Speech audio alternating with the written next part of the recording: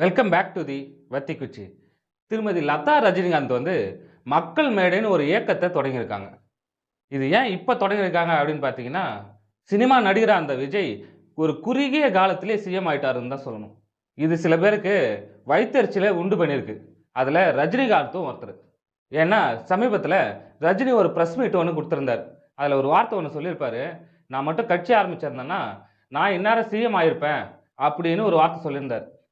இதுல இருந்து என்ன தெரியுதுன்னா, அவருக்கும் சிஎம் ஆகிற ஆசை இருக்கு. அதை மறைச்சிக்கிட்டு விஜய் சிஎம் ஆனது மேல வயித்தெரிச்சல் படுறாருன்னு தான் சொல்லணும். மறுபடியும் நம்ம அரசியலுக்கு வரோம்னு சொன்னா மக்கள் எல்லாம் காரி துப்புவாங்க அப்படின்றத மனசுல வச்சு தன்னோட மனைவியான லதா ரஜினிகாந்தை வச்சு ஒரு புது இயக்கத்தை ஆரம்பிச்சிருக்கிறதா தான் நாங்க பார்க்குறோம். இந்த மக்கள் மேடையை பத்தி ரஜினி என்ன சொன்னாரு, இந்த மக்கள் மேடைனா என்ன, இதோட நோக்கங்கள் என்ன, இதை முழுமையா பார்க்க இருக்கோம். நம்ம சேனலை சப்ஸ்கிரைப் பண்ணுங்க. இது உங்கள் வத்திக்குச்சி.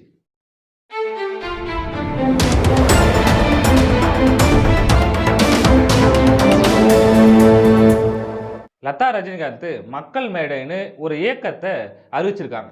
இந்த அமைப்போட நோக்கம்னு பார்த்தா சமூக மாற்றத்திற்காக மக்கள், இளைஞர்கள், வேலையில் இருக்கிறவங்க, வேலையில் இல்லாதவங்க எல்லாரையும் ஒன்று கூட்டுறது தான் தெரிவிச்சிருக்காங்க. இதுக்கு நடுவில் சோசியல் மீடியாவில் ஒரு கேள்வியும் எழுந்துச்சு. ரஜினிகாந்த் அரசியலுக்கு வரல, ஆனால் தன்னோட மனையை வச்சு அரசியலுக்குள்ள வர பார்க்குறாரா அப்படின்ற ஒரு புது யுக்தியாக தான் இதை சோசியல் மீடியாவில் கேள்வியாக விவாதமாக வச்சாங்க. சில பேர் மட்டும் இது ஒரு புது அமைப்பாக பார்க்குறாங்க. ஆனால் பல பேர் ரஜினிகாந்த் அரசியலுக்குள்ளே நுழையிறதுக்கான முதல் படியாக தான் இதை பார்க்குறாங்க. ஆனால் உண்மையிலே அரசியல் மேடைன்றது புதுசாக ஆரம்பிக்கப்பட்ட இயக்கம் இல்லை, இது ஜூன் மாதத்துலேயே நாங்கள் பிளான் பண்ணிட்டோம் அப்படின்னு தெரிவிச்சிருக்காங்க. இந்த சூழ்நிலையில் ரஜினி ஒரு வீடியோவில் பேசியிருந்தார். அதில் அவர் என்ன சொன்னாருன்னா, லதாவோட சமூக சேவை முயற்சி நல்ல விஷயத்துக்கு நான் சப்போர்ட்டாக இருப்பேன்ற அர்த்தத்தில் சொல்லியிருந்தார். இது மூலயமா ஒரு விஷயம் தெளிவாகுது. ரஜினி நேரடியாக அரசியலுக்கு வராருன்ற அறிவிப்பும் இல்லை, சமூக சேவை, மக்கள் பங்கேற்பை மையமாக வச்சு இது தொடங்கப்பட்ட இயக்கம்னு அவரோட ஆதரவாளர்கள் ஒரு பக்கம் சொல்லிக்கிட்டு இருக்காங்க. தமிழக அரசியல் சூடு பிடிச்சிருக்க இந்த நேரத்தில் ரஜினிகாந்த் வீட்டிலேருந்து வர்ற ஒரு சின்ன தீப்பொறி கூட மிகப்பெரிய விவாதமாக மாற வாய்ப்பு இருக்குது.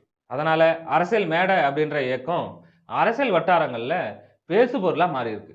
இது ஒரு சமூக இயக்கமா, இல்லை எதிர்காலத்தில் மிகப்பெரிய மக்கள் இயக்கமா மாறுமா, இல்லைனா ரஜினியோட ரசிகர்களை ஒன்று சேர்க்கிற முயற்சி ஆயுது? இதுக்கு காலம்தான் பதில் சொல்லணும்.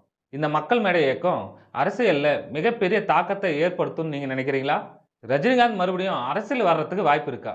கமெண்ட்ல சொல்லுங்க. இது போன்ற செய்திகளுக்கு நம்ம சேனலை சப்ஸ்கிரைப் பண்ணுங்க. மீண்டும் அடுத்த வீடியோவில் சந்திப்போம்.